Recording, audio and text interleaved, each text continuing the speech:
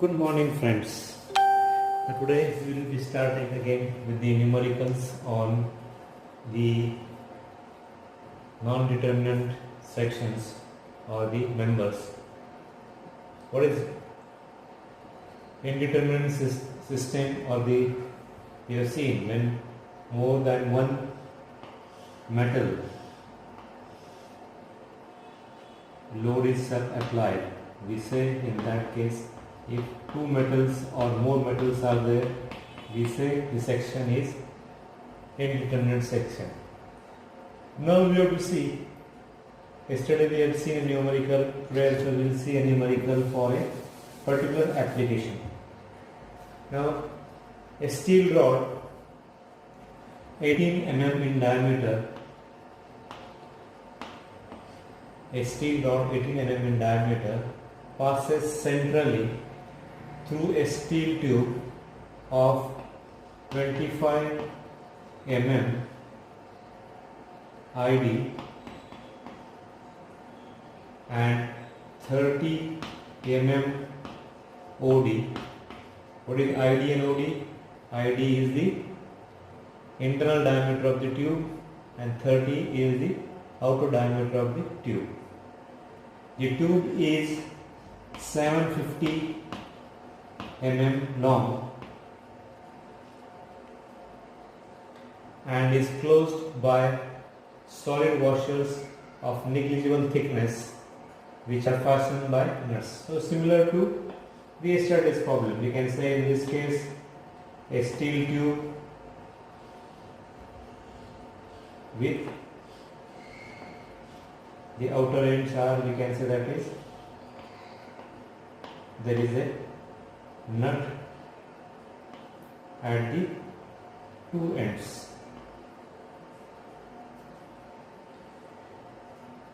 The nuts are tightened until the compressive load of 20 kN. Compressive load of 20 kN will act on the calculate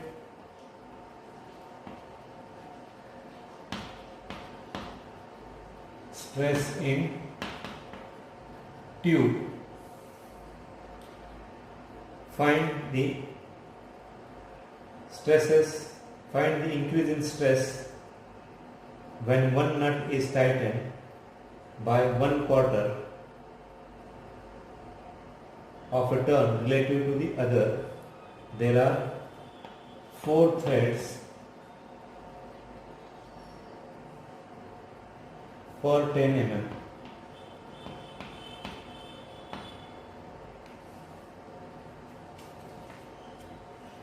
And we are given the value of E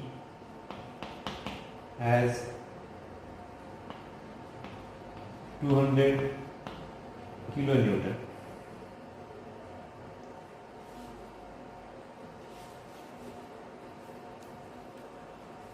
Now in this problem what we are considering, the tube and the, we can say the rod are of the same material.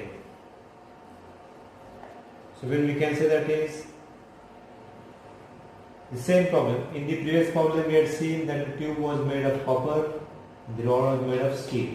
Now here we are given only that E is 200 kilonewton. So we have to find what is the stress in the rod. Similar way we can say that. Now here the additional is given, that is the 1/4, that is half, the nut is tightened by 1/4 of turn relative to the other. So in that case 1/4 turn is given to the. Now we have to see that we have to solve the problem. What is given in the problem? The data is given. We have given the data. Now what we have to see? We have to see that is the axial advancement.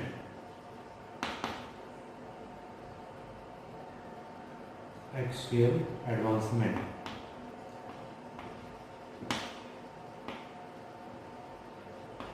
of nut is 1/4 of a turn, that is a quarter turn. but in one turn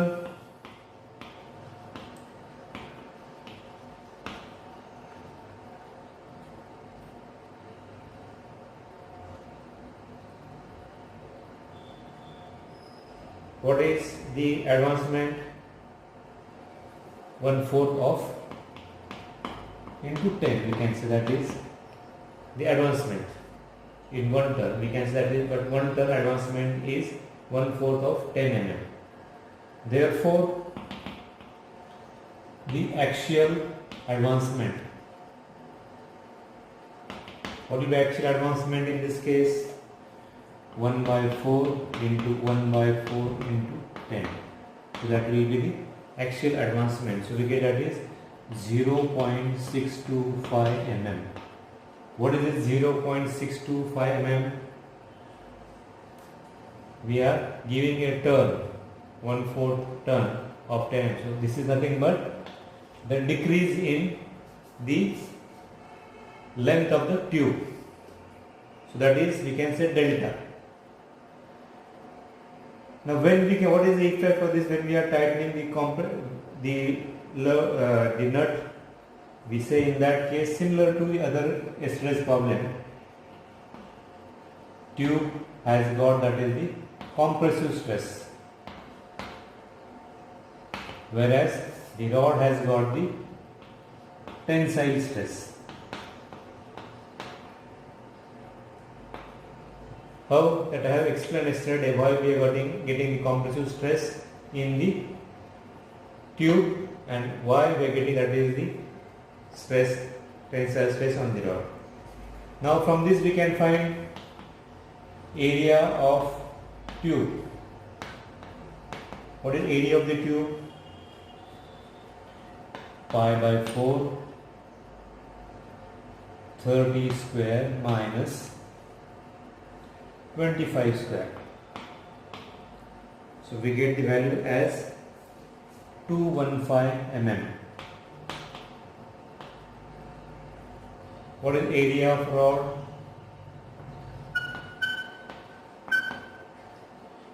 Pi/4 into 18 square.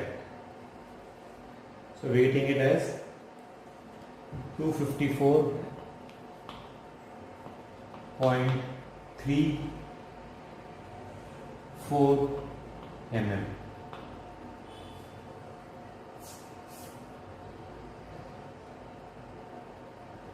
Now we have to find that is using the compatibility equation. What is compatibility equation? What is compatibility equation? Sigma r AR is equal to sigma T AT. That is, sigma r is the stress in the rod, AR is the area of the rod, sigma T is stress in the tube, and AT is the area of the tube. From this we can find what is stress in the rod. So what is stress in the rod? What is area of the, we can say in that case 215 divided by 254.34 into sigma T, that is the stress in the tube. So how much we are getting?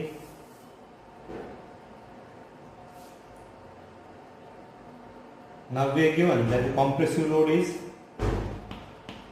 20 kilonewton. P is given as the compressive load, that is 20 kilonewton. So stress in tube will be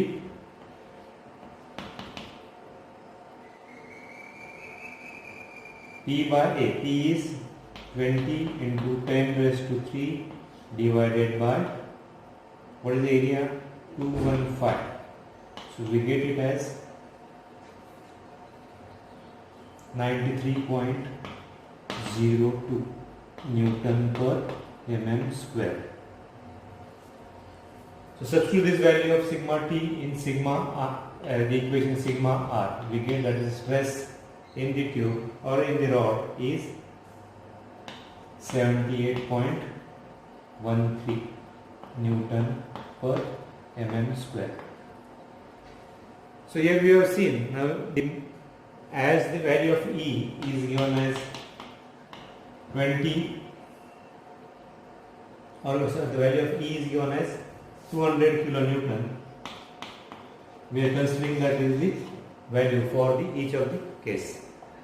So we have to see these are the section when we go for finding, that is the difference between the same equation that we are using for a composite bar or a bar which is having the same material. So these are the things how we go for utilizing the Pareto, that is the formula for we using, that is for each of the case. Now consider one more problem for a understand for the, we can say, composite section or a copper wire and a steel wire.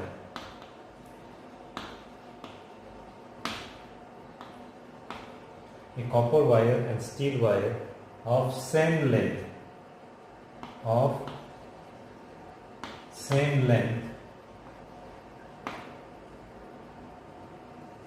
and carry an axial force.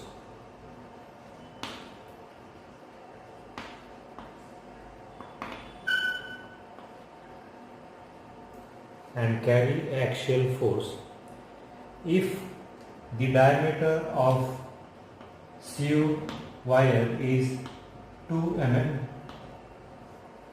5, find the diameter of the steel wire such that they have the deformation delta C is equal to delta S. That is, delta C is the deformation in copper is equal to deformation in the steel wire are same. Consider EC. EC is the elastic constant for copper is 100 GPa and ES steel is 206 GPa. So what is GPa in this case?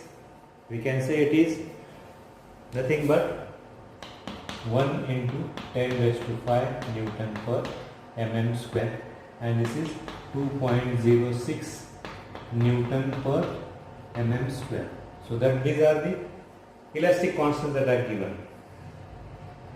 So you have to find what is the diameter of the wire. How we do it? In this case we can say here is the wire, a steel wire, a copper wire, and a load is applied. You have to see that whatever the diameter of the copper wire is here 2 mm, we have to find what is the diameter of the steel wire. That is our problem. So what we can do in this case, we can say in that case for the same original length and same change in length, what we can say in that case, what will be effect of that? We can say in that case when we go for the solution, epsilon S is equal to epsilon C. What is epsilon S? We can say is the strain in steel wire is equal to strain in copper wire. That is given that. What do you mean by that? They will have that deformation delta S is equal to delta C. That is our basic concept. Let D be the diameter of steel wire. Let D be the diameter of steel wire. What is the equation that we are getting here? Epsilon S by ES is equal to epsilon C by EC. So from this we can find sigma S is equal to sigma C into ES by EC. What is this? Is nothing but the modular ratio of the two different materials.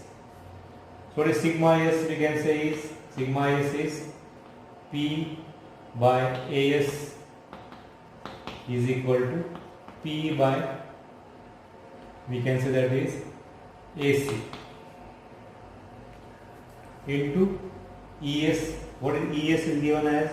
ES is given as 2.06 into 10 raised to 5 divided by 1 into 10 raised to 5. That is the ratio way, that is the constants we are getting for the steel wire. And now from this the load is same. So what we can find in that case? We can find load is same. So we can say load will get cancelled. We can have that value, that is AS, or we can say what is AS is, or P upon pi by 4 ds square is equal to P upon pi by 4 dc square into the ratio, that is 2.06. We will get 2.06, that is the, so that is the value element. From this we can find what is the diameter of the steel wire. So that is a particular equation, how we are seeing, how we are solving the problem for a particular copper wire, where we are going for solving a particular case of. Now there are different, we can really say different problems can be solved by different ways. One more problem we will see, where we can see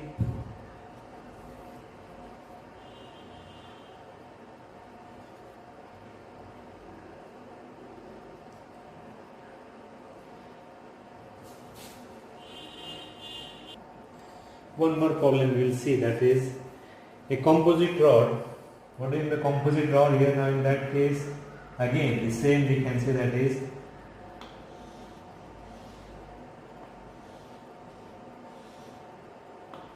same representation, we can say that is a composite rod 1.2 meter length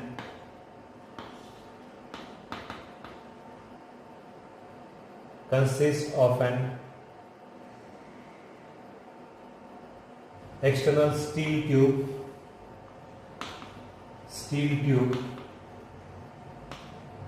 the ID and OD are given.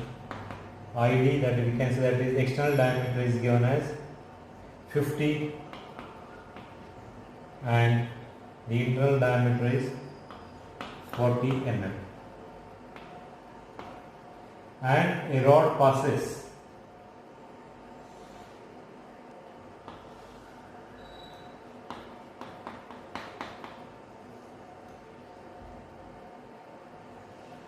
this is a copper rod.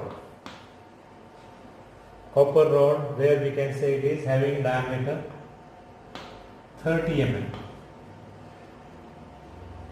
The copper rod has got, that is the 30 mm. So in this case, what is, in the previous case we had a copper tube and a steel rod. Here we are having copper rod and a steel tube.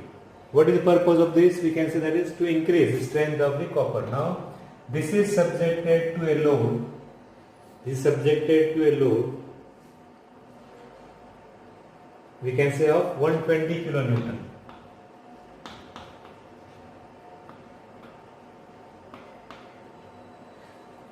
This is subjected to load of 120 kilonewton. Now this is held between two, that is the, we can say that is the rigid plates, which we can say these are the plates, and axial force of 120 kilonewton is acting on the bar. Determine the stress induced. Determine the stress, that is we can say sigma S and sigma C, that is for the copper rod. Now first in this case we can say that is we have to find what is the area of the copper rod, that is we can say pi by 4 30 square, and we can say the area of the steel tube is pi by 4 50 square minus 40 square. So we get area of copper tube as 706.85 mm square, and AS is the we can say area of the steel rod or steel tube is 706.5 mm square. Now this is the area for the steel tube and the copper tube. Now for a composite section, what is the deformation?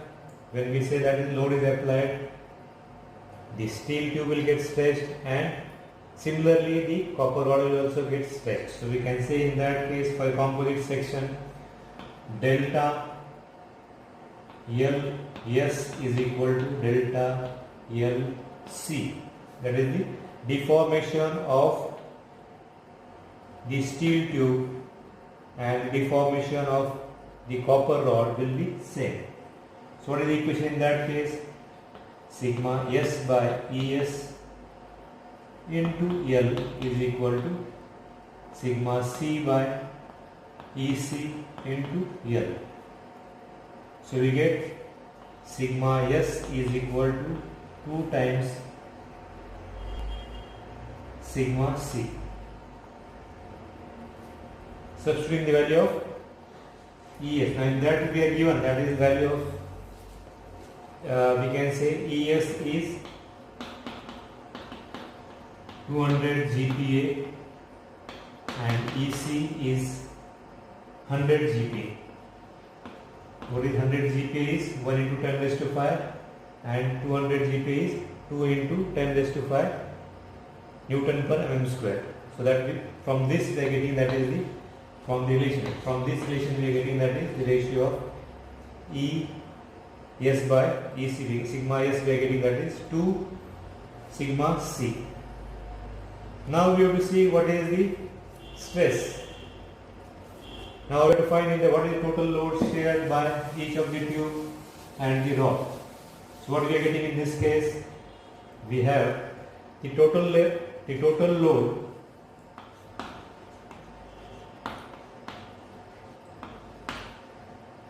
shared by both material. What is in that case? Sigma S AS is equal to sigma C AC.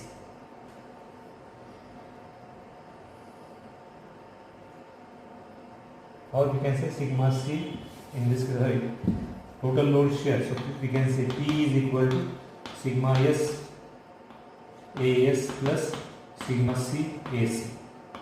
We have value of sigma S in terms of, so we get substitute the value of sigma C we are having the value of P as 120 kilonewtons, 120 into 10 raised to 3. What is the value of, in that case we are getting for sigma S is 2 times sigma C. AS we are knowing. What is AS? AS is 706 plus sigma C is sigma C into 706.5. So we are getting here that is twice C. We are substituting the value of sigma S. So from that we get value of sigma C as 56.588 megapascal. That will be compressive for the copper tube. And sigma S,